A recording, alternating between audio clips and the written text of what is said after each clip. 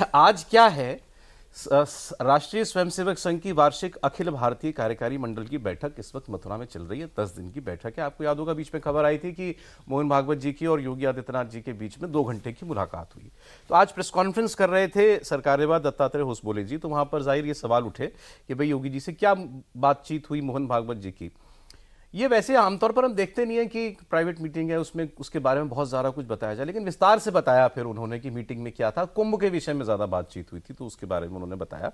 ये तो एक विषय है। उन्हीं से उसमें सवाल हुआ कि जो नारा है बटोगे तो कटोगे, नारा है योगी जी का। योगी जी ने बोला था पहली बार, कहाँ बोला था ये भी आपको बता देता हूँ। आगरा में उन्होंने बोला था, एक कार्यक्रम था राष्ट्र की एकता, वहां उन्होंने बांग्लादेश के संदर्भ में कहा था बटोगे तो कटोगे, वैसे ही हाल हो जाएगा। तो सवाल हुआ कि इसके बारे में आपकी क्या राय है, इस नारे को लेकर के आपको क्या कहना है।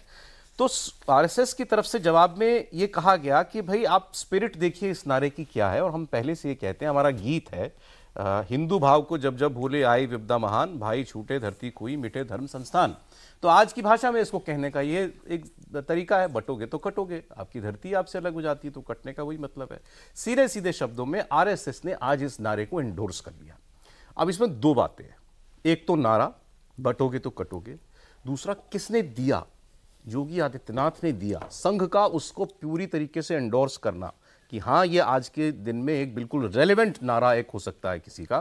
तो ये अपने आप में एक बड़ी बात है। आप जब पहले मोदी जी ने भी महाराष्ट्र में कुछ अपनी जो रैली की थी उसमें उन्होंने मंच से कहा था बटोगे तो सामने वाले महफिल सजाएंगे, उसी वक्त से मेरे को लगा मोदी जी योगी जी का नारा जो है ये बोल रहे हैं। पूरा उन्होंने नहीं बोला उसको, लेकिन लगभग वैसी भावना थी। फिर मोहन भागवत जी का भी एक स्टेटमेंट आया था ऐसा ही कुछ।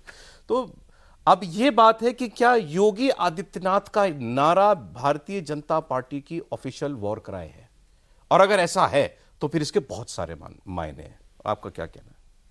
नहीं देखिए, मैं व्यक्तियों से जोड़कर इस तरह के नारे को नहीं देखना चाहिए। मैं देखता नहीं हूं, मैं अपनी बात कह रहा हूं।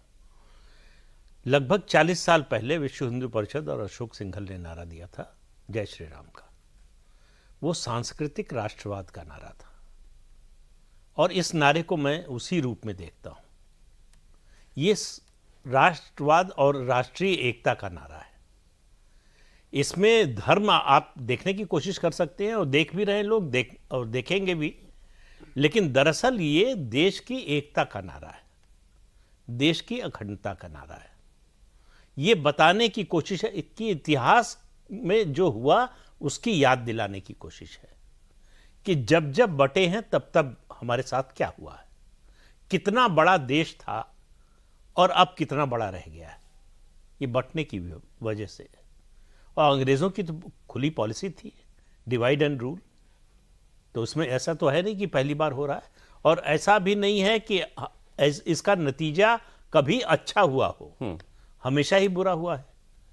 तो नारा वो है जो लोगों के दिल में उतर जाए, लोग मान ले कि हां ये बात सही है, तर्क वितर्क की गुंजाइश न रह जाए कि कोई कहे कि नहीं नहीं ठीक है, नहीं ठीक है, ये बोलना चाहिए था, ये नहीं बोलना चाहिए था। इस नारे को लेकर इस तरह का कोई कंफ्यूजन नहीं है।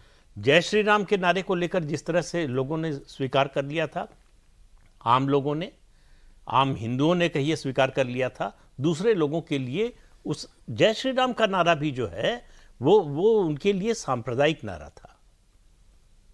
उनके लिए जो है ये बाकी धर्मों और खासतौर से मुस्लिम विरोधी नारा था, सांप्रदायिक नारा था। इस नारे को भी इसी रूप में दिखाने की कोशिश हो रही है। तो ये नारा योगी जी ने जो दिया, आप समय देखिए, राजनीति में आपने भी देखा होगा, सबने महसूस किया होगा, टाइमिंग का बड़ा महत्व होता है। आप सही बात गलत समय पर कह दें, उसका इंपैक्ट नहीं होगा, उसका असर नहीं होगा।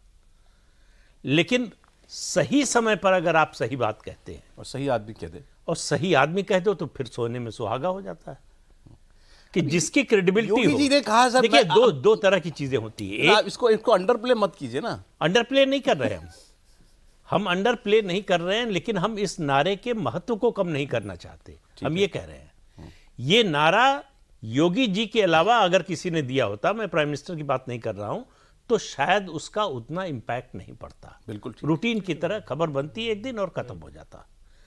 क्यों असर पड़ रहा है योगी जी का? क्योंकि उनकी क्रेडिबिलिटी है ऐसी, उनकी जो पहचान है वो पहचान अपनी पहन कर चलते हैं। उनको बताने की जरूरत नहीं है कि मैं हिंदू हूं, हिंदुत्व में विश्वास करता हूं, सनातन हूं, सनातन संस्कृति में मेरा विश्वास है, उसकी पुनर्स्थापना करना है। वो जो उत्तर प्रदेश में कर रहे हैं वो लोगों को दिखाई दे रहा है। वो उनको कहने की जरूरत नहीं है। इसलिए जैसे ही उन्होंने कहा बटोगे तो कटोगे, और संदर्भ था बांग्लादेश, तो टाइमिंग बिल्कुल परफेक्ट थी, जिसको कहते हैं चूल से चूल मिला देना।